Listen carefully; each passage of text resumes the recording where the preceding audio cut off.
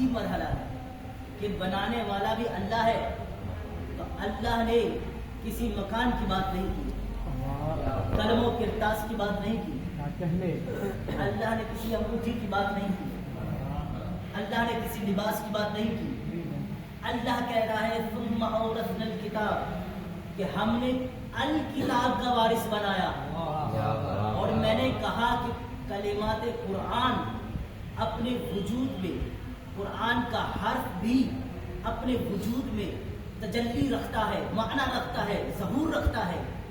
اللہ نے یہ نہیں کہا کہ اورثنا کتاب، ہم نے کتاب کا وارث بنایا، فرمایا اورثنا الکتاب، ہم نے کتاب کا وارث نہیں بنایا بلکہ الکتاب کا وارث بنایا ہے۔ یہ الکتاب کیا ہے؟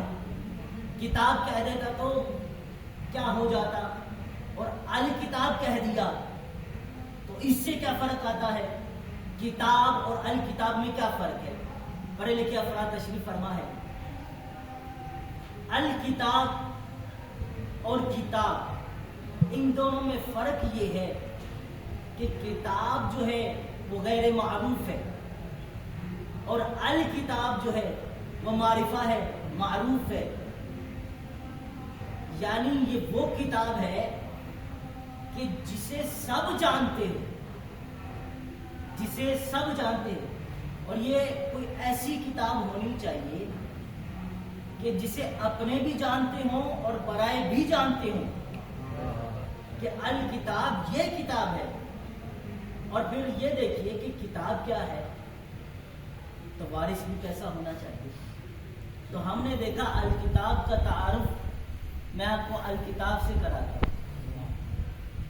الکتاب کا تعارف سورہ بقرہ کی ابتدائی آیات دیکھیے، فرمایا الف لام میم ذالک الکتاب، کہ یہ وہ کتاب ہے، یہ وہ کتاب ہے لا ریب فیہ، کہ جس میں ریب نہیں ہے، جس میں شک و شبہ نہیں ہے، جس میں ریب نہیں ہے، جس میں شک و شبہ نہیں ہے۔ تو الکتاب تو وہ کتاب ہے کہ جس میں نہ عیب ہے نہ ریب ہے۔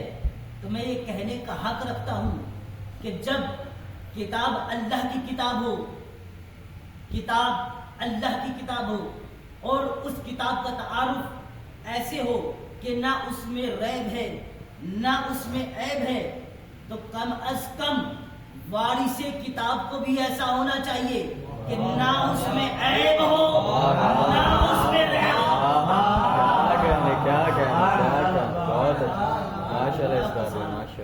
تو وارث کتاب کو بھی ایسا ہونا چاہیے کہ نہ اس میں ریب ہو نہ اس میں عیب ہو، اس کے وجود میں کسی قسم کا شک و شبہ نہ ہو۔ یہ وہ کتاب ہے جو انسان کو ہلاکت سے بچاتی ہے۔ تو وارث کتاب کو بھی کم از کم ایسا ہونا چاہیے جو اپنے تو اپنے سے ہی غیروں کو بھی ہلاکت سے بچائے۔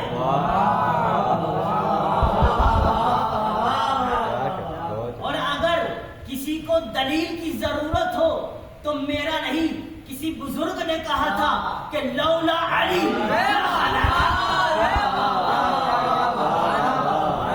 اگر علی نہ ہوتے تو وہ تو ہلاک ہو جاتا۔ تو قبلہ ہمیں یہ قانون مل گیا، ایک دنیا کا، زمین کا، تاریخ آدم و عالم میں اس روح زمین پر ہم نے کچھ کتاب ایسی دیکھی کہ جو انسان کو ہلاکت سے بچاتی ہے، اور کچھ افراد ایسے دیکھے جو انسان کو ہلاکت سے بچاتی ہے۔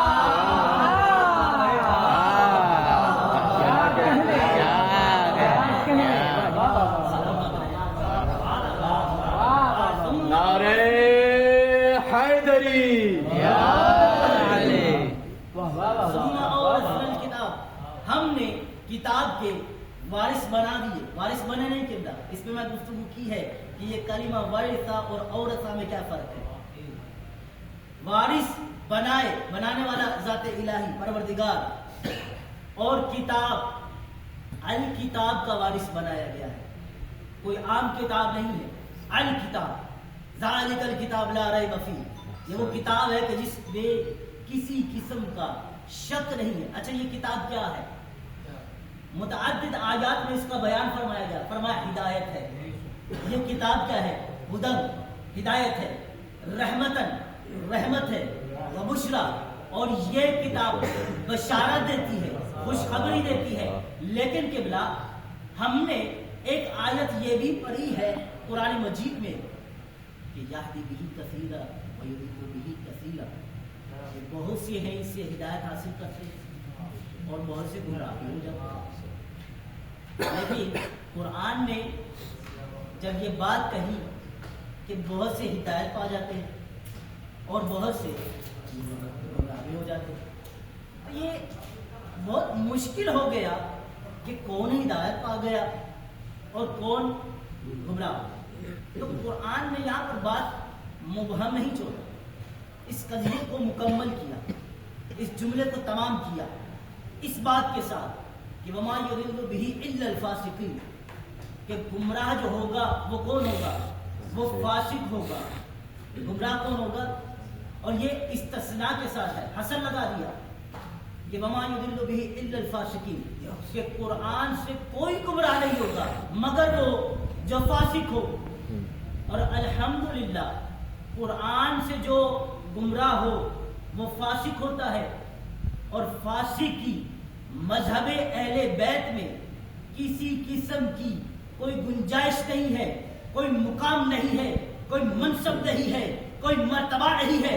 لیکن ہم نے کچھ ایسے افراد دیکھے کہ جن کے ہاں کبھی فاسق خلیفہ بن جاتا ہے اور کبھی فاسق امام بن جاتا ہے، تو ہم نے دیکھا کہ جن کے ہاں فاسق امام بھی بن جائے، فاسق خلیفہ بھی بن جائے، تو قبلہ یہ بات سمجھ میں آ گئی کہ قرآن نے تو فیصلہ کر دیا، قرآن صرف اور صرف ہدایت کرتا ہے، لیکن لینے والے دو ظرف نظر آتے ہیں، کچھ ہدایت لیتے ہیں، کچھ گمراہ ہو جاتے ہیں۔